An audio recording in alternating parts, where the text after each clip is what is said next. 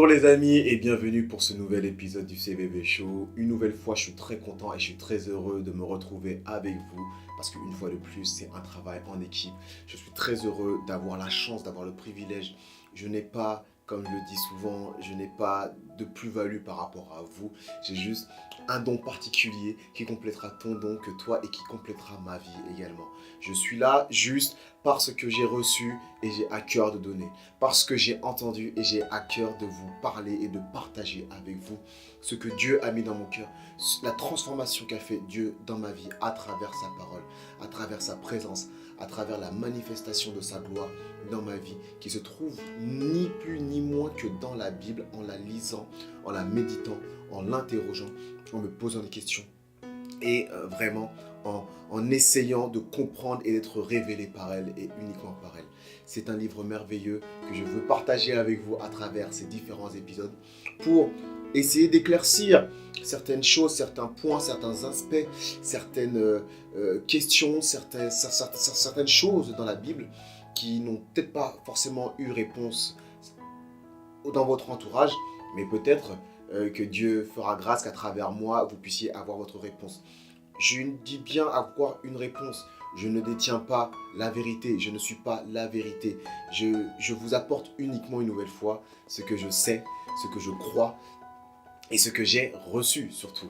Donc j'espère que ce sera une graine qui sera semée dans votre cœur et qui vous permettra de vous rendre compte à quel point Dieu, Jésus-Christ et le Saint-Esprit vous veulent du bien.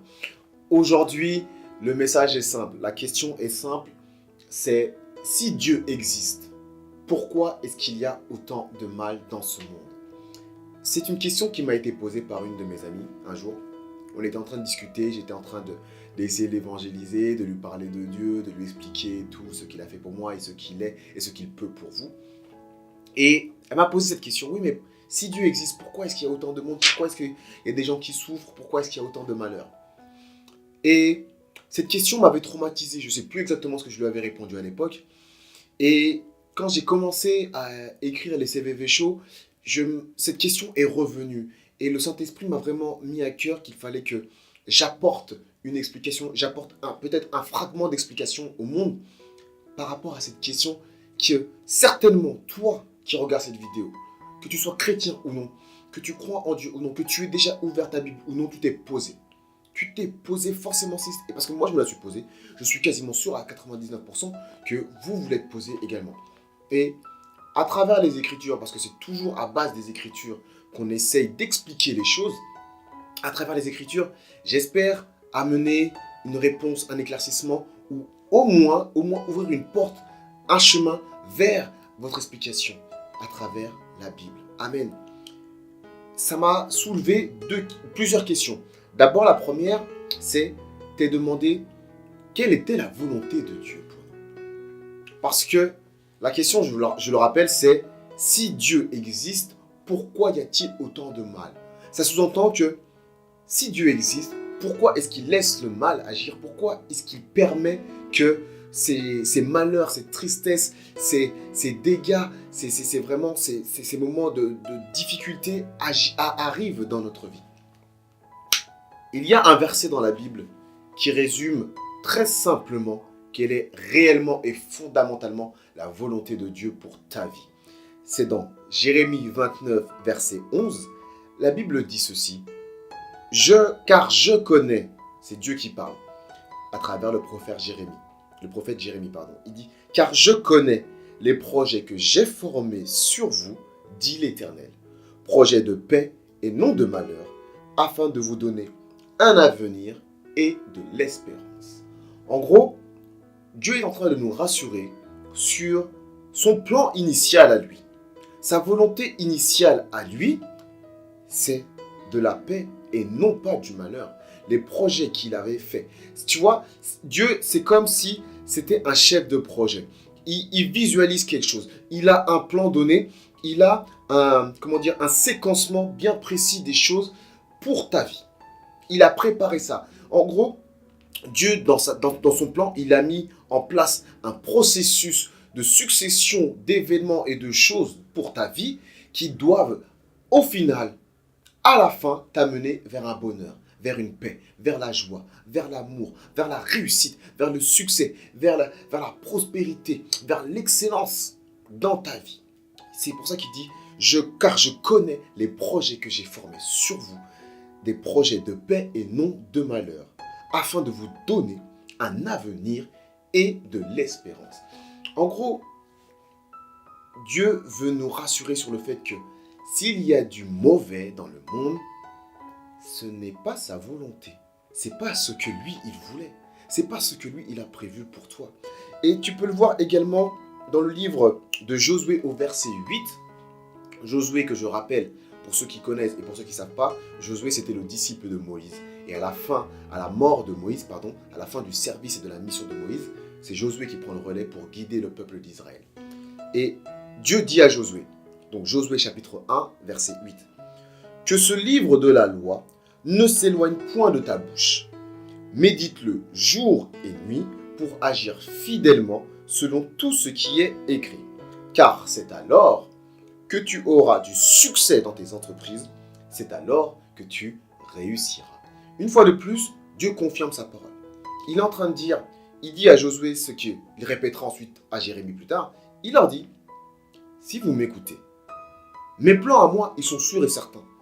Mes projets à moi, ce que j'ai pensé, ce que j'ai dessiné, ce que j'ai mis en place, ce que j'ai managé, comme diraient les Américains et les Anglo-Saxons, pour moi, vous allez réussir. Si et seulement si, vous m'écoutez et vous me suivez.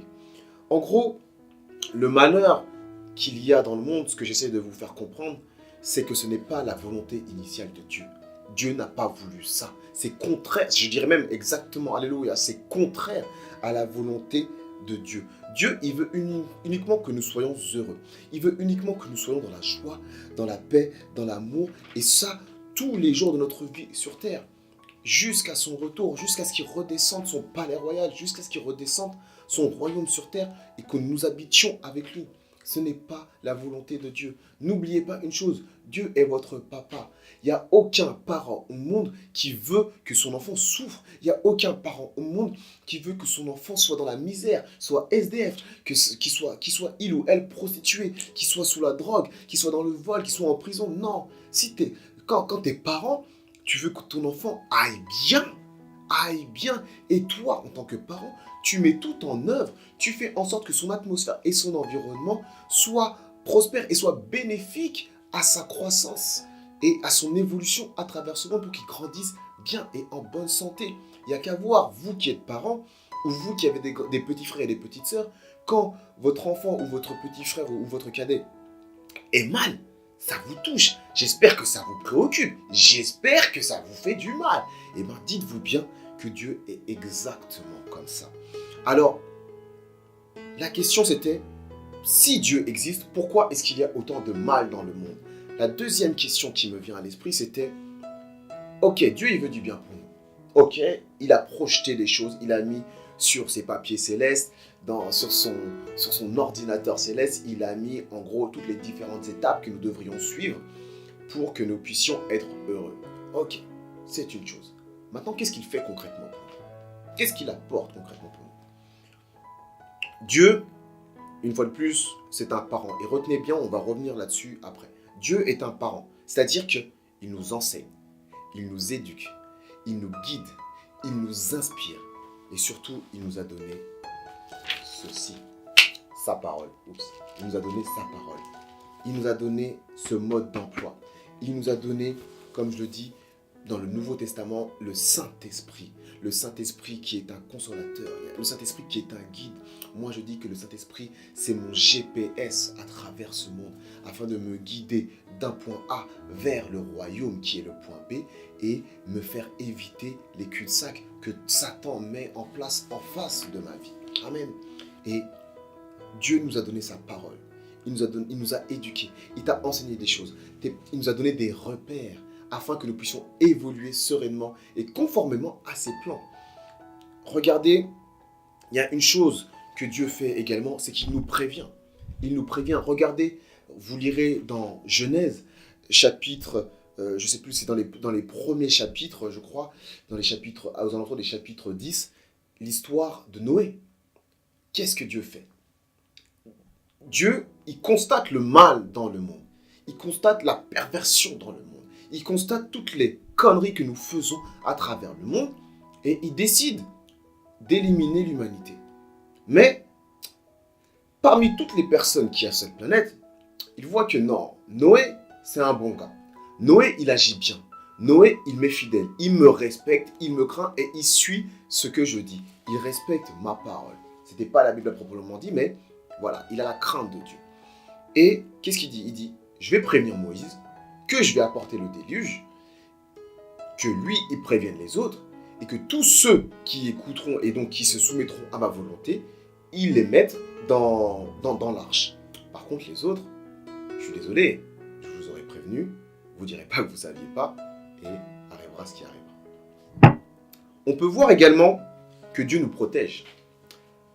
Toujours dans le livre de Genèse, vous allez avoir l'histoire d'Abraham et d'Isaac.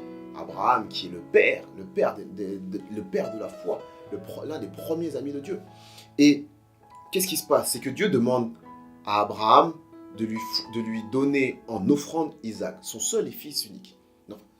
Il y a eu Ismaël aussi, mais son fils légitime, entre guillemets, il lui demande de lui donner Isaac.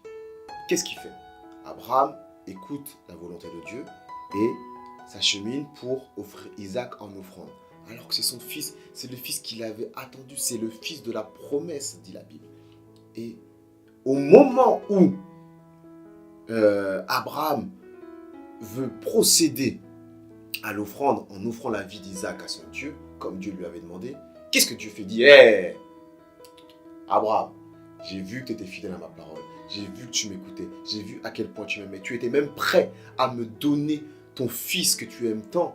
Écoute, touche pas l'enfant, laisse-le tel qu'il est, regarde là, je t'ai mis une bête, je t'ai mis un bouc ou un bélier, je ne sais plus exactement quel animal c'était, je t'ai mis un animal que lui, tu vas tuer pour mon offrande. Amen. Dieu nous protège, Dieu nous épargne. Vous allez voir également avec la vie de Job, toujours dans la Bible. Dans le livre de Job, vous allez parcourir son histoire. Tout le monde, enfin tous les chrétiens, vous connaissez l'histoire de Job. Job, qu'est-ce qui s'est passé? Satan a voulu prouver à Dieu que si Dieu ne protégeait plus Job, si Dieu n'était plus aux côtés de Job, eh ben, Job le renierait. Qu'est-ce qui s'est passé? Dieu a dit, je te permets d'attaquer aux alentours de Job, mais ne le touche pas pendant un moment. Il l'a rendu malade, il a tué certains des enfants, il a détruit ses biens, il l'a mis carrément en mode banqueroute de ouf. Job n'a jamais renié son Dieu. Il a même dit, je sais que mon Rédempteur se lèvera le dernier. Et à cause de ça, Dieu à un moment donné, il a dit, attends, stop. Job, c'est fini, tu ne le toucheras plus. Et tout ce qu'il avait perdu avant, la Bible dit que Dieu a multiplié encore plus ses biens et sa progéniture. Parce qu'il lui avait obéi, parce qu'il l'avait craint et parce que Job avait été fidèle dans le respect et dans l'obéissance de la parole de Dieu, des commandements de Dieu. Amen. Vous allez voir également une nouvelle fois, pour vous illustrer la protection que Dieu met en place pour toi et pour moi, c'est dans le livre d'Apocalypse, au chapitre 12, nous allons lire ensemble, dans le livre d'Apocalypse, chapitre 12, versets 7 à 9, c'est l'apôtre Jean qui a cette vision. C'est, pour vous résumer un petit peu, c'est il y a une sainte qui va mettre au monde l'enfant de la promesse qui va venir libérer et qui va venir s'occuper de l'humanité. Et face à ça, il y a un dragon qui représente bien sûr Satan, un dragon maléfique qui lui veut dévorer cet enfant parce qu'il sait que cet enfant a la capacité de sauver le monde et donc de bousiller ses plans à lui Satan. Et donc, qu'est-ce qui se passe? La Bible dit, il y eut, donc Apocalypse chapitre 12 verset 7, la Bible dit ceci, il y eut une guerre dans le ciel. Michel et ses anges combattirent le dragon. Et le dragon et ses anges combattirent, mais ils ne furent pas les plus forts. Et leur place ne fut plus trouvée dans le ciel. Et il fut précipité, le grand dragon, le serpent ancien, appelé le diable et Satan, celui qui séduit toute la terre. Il fut précipité sur la terre et ses anges, donc à lui Satan, furent précipités avec lui. Donc, Dieu envoie également des anges. Si Dieu n'intervient pas directement, il envoie ses anges, ses archanges, ses soldats, ses légionnaires, ses généraux, de manière à assurer ta protection, à assurer ma protection. Donc, Dieu met en place également des choses que tu dois pouvoir constater, que tu dois pouvoir réaliser et pour lesquelles tu dois pouvoir lui dire merci parce que Dieu fait tout ça pour ton bien-être. Et pour illustrer une nouvelle fois la protection de Dieu dans notre vie, il y a cet exemple dès la Genèse au chapitre 3 au verset 21. Je vais lire. Il s'agit d'Adam et Ève. Une fois qu'Adam et Ève ont consommé le fruit défendu, ils sont amenés à être chassés du jardin d'Éden, à être chassés du lieu de prospérité, du paradis sur terre. Et la Bible dit ceci. L'Éternel, donc Genèse chapitre 3, verset 21, l'Éternel fit à Adam et à sa femme des habits de peau et il les en revêtit. Donc c'est-à-dire que à ce moment-là, Adam et Ève sont nus. Ils le savent, ils l'ont avoué, ils l'ont reconnu, ils ont reconnu leur faute, ils ont reconnu leur péché. Et par rapport à cet outrage, Dieu, comme un parent, quand tu fais une connerie, quand tu fais une bêtise, il les punit. Mais il les aime tellement qu'il ne veut pas les laisser nus comme ça. Il ne veut pas les laisser nus comme ça. Il ne veut pas les laisser nus parce que la nudité, c'est un signe de faiblesse, un signe comment dire, on est à la merci des attaques et des choses extérieures. Et qu'est-ce que Dieu fait? Il les revêtit de peau. Malgré la douleur d'avoir été désobéi par ses premiers enfants, il a quand même assez d'amour pour les protéger et pour s'occuper d'eux. Je ne pense pas que même si ton enfant fait une connerie, même si ton petit frère fait une connerie, tu vas le laisser à poil dans la rue en plein hiver. Non, tu ne voudras pas que la fatalité arrive sur lui et tu vas quand même le protéger. Et c'est ce que Dieu fait encore avec toi aujourd'hui. Alors, pourquoi tant de malheur? Ah ouais, tu n'as toujours pas répondu à la question. Pourquoi tant de malheur? Moi, je vais te poser une question. Est-ce que Dieu est responsable de ce malheur? La question, elle est simple. En gros, est-ce que le malheur qui arrive sur terre, le malheur dans lequel nous vivons, c'est de la responsabilité et c'est à cause de Dieu, ou bien, soyons honnêtes, c'est à cause de nous-mêmes. Amen. L'homme agit, l'homme pense, l'homme sait, l'homme connaît. Depuis que notre patriarche, notre ancêtre Adam et notre ancêtre maman Ève ont mangé le fruit de la connaissance du bien et du mal, nous avons de fait la capacité de choisir si nous voulons faire le bien ou si nous voulons faire le mal. Nous avons ce qu'on appelle le libre arbitre. Et moi, j'ai toujours tendance à dire que c'est le plus grand pouvoir que Dieu nous ait donné sur terre. Tu as le choix, tu as la capacité. Tu sais, sans être chrétien, sans avoir lu la Bible de Genèse à Apocalypse, tu sais de fait, par rapport aux repères que tes parents t'ont inculqués, par rapport aux repères de la société, tu sais ce qui est bien et ce qui est mal. De la même manière que tes parents, je parle si tu es adulte, si tu es un tout petit enfant, bon, peut-être. Mais en tant qu'adulte, moi, ce ne sont pas mes parents qui agissent à ma place. Ce ne sont pas mes parents qui décident à ma place. J'ai envie de même te dire que si mes parents disent « tu vas faire ci, tu vas faire ça », je leur dis hey, vous rigolez ou quoi? La première chose que tu vas leur dire, c'est « mais je ne suis pas un gamin, je ne suis pas un enfant, je suis un adulte, je sais ce que je peux faire, je sais ce que je ne peux pas faire, je décide pour ma vie, pour moi-même. » Et bien avec Dieu, c'est exactement la même chose. Rappelez-vous ce que je vous ai dit au début, Dieu nous éduque, Dieu nous guide, Dieu nous inspire. Mais c'est nous qui avons le choix au final d'agir de telle ou de telle manière. C'est nous qui sommes réellement responsables des actes que nous commettons. Et je voudrais, pour illustrer une nouvelle fois cela, je voudrais vous lire un passage dans la Bible, dans le livre de Romains, au chapitre 7, verset 19.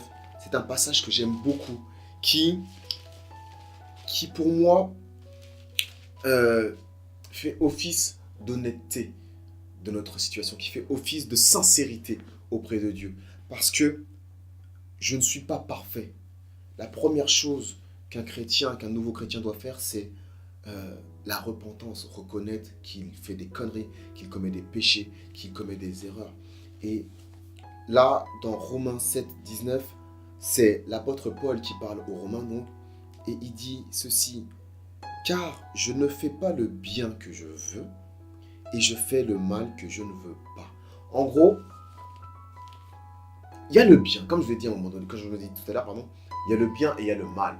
On sait, je voudrais faire le bien, j'ai vraiment envie de faire les choses bien, mais des fois, j'ai pas la force, j'ai pas le courage de faire. C'est plus facile de faire le mal, c'est plus facile de faire des conneries, c'est plus facile d'écouter sa mauvaise voix. Tu sais, on dit toujours dans les cartoons, vous allez souvent voir qu'il y a un ange et un démon sur les épaules pour conseiller. Et c'est souvent le démon qu'on écoute, c'est souvent le démon parce que c'est plus simple. Il y a un plaisir charnel, il y a un plaisir humain là-dedans qui est plus simple à suivre plutôt que de faire le bien. Alors, moi je vais vous dire une chose ce soir, c'est que vous avez la capacité de faire le bien. Vous avez la capacité de rendre ce monde meilleur. Vous avez la capacité. Écoutez, si vous dites que moi je suis seul, non, tu es seul, plus lui qui est seul, plus elle qui est seule, plus moi qui suis seul, plus eux tous qui sont seuls ensemble, on est capable de faire le bien et de rendre ce monde meilleur. Vous avez la capacité, j'ai la capacité, il, elle, nous avons tous la capacité de rendre ce monde meilleur par nos actions, par nos bienfaits, par nos dispositions à aimer l'autre avant nous-mêmes. Nous avons la capacité de produire et de contaminer ce monde avec du bien. Alors faites-le, mes amis. Et une dernière chose, parce que vous allez me dire, ok, Dieu nous inspire, Dieu nous guide. Ok, pour ceux qui font le mal, à la limite, c'est justice qu'ils aillent en enfer, qu'ils meurent. Mais un enfant qui n'a rien commis, un enfant qui n'a rien demandé, qui tombe malade mort-né, un enfant qui, il y a quelques années, qui se trouve être tué, pourquoi est-ce que lui, il lui arrive des soucis? Pourquoi est-ce que lui, il souffre? Pourquoi est-ce que les violeurs, les pédophiles, les voleurs, les meurtriers, les dictateurs, toutes sortes de mécréants et de méchants dans ce monde vivent, et pas ces enfants-là, pas ces gens innocents, des gens qui n'ont rien demandé, qui font de mal à personne. À un moment donné, dans le Nouveau Testament, je crois que c'est dans le livre de Jean, le Seigneur Jésus-Christ arrive au temple et il y a un enfant qui est né aveugle. Et les apôtres lui posent la question, est-ce que c'est lui ou est-ce que c'est ses parents qui ont péché, qui ont fait que cet enfant devienne aveugle? Est-ce que cet enfant, sa cécité, est le fruit d'une malédiction de lui, sur lui, ou qui était due aux mauvaises actions de ses parents? Le Seigneur Jésus-Christ dit ceci, ce n'est ni à cause de ses parents, ni à cause de cet enfant ou des choses qu'il aurait pu commettre, mais c'est pour que la gloire de Dieu rejaillisse et soit retentie. Il arrive des choses dans le monde qui dépassent notre intelligence, qui dépassent notre entendement, qui dépassent notre logique, qui dépassent notre conception de la justice. Mais c'est la volonté de Dieu. Quoi qu'il arrive, il faut avoir la force et le courage de rendre gloire à Dieu. Vous savez, on a tous perdu quelqu'un trop tôt dans sa famille. On a tous perdu quelqu'un qui était génial, qui était bien, qui faisait le bien autour de soi. Mais cette personne a dû partir. Ne maudis pas Dieu. Parce que, à cause des actions de cette personne sur terre, sois-en sûr, elle est à côté de Dieu. Il est juste et il est bon. Il ne condamne jamais les bons. Il ne condamne jamais les justes. Mais il les fait rentrer dans sa gloire à cause des actes, à cause des bonnes actions qu'il a commises. Alors pourquoi est-ce qu'il a tant de mal dans ce monde? Parce que 1, Satan le veut. Parce que 2, Satan le peut. Et parce que 3, nous lui offrons et nous lui donnons la capacité d'agir à travers nos mauvaises actions. Crois en Dieu, écoute-le, suis-le, obéis-le. Et je te garantis, tu auras des moments de difficulté, mais après la tempête, vient toujours le beau temps. Passe une bonne journée et à très bientôt.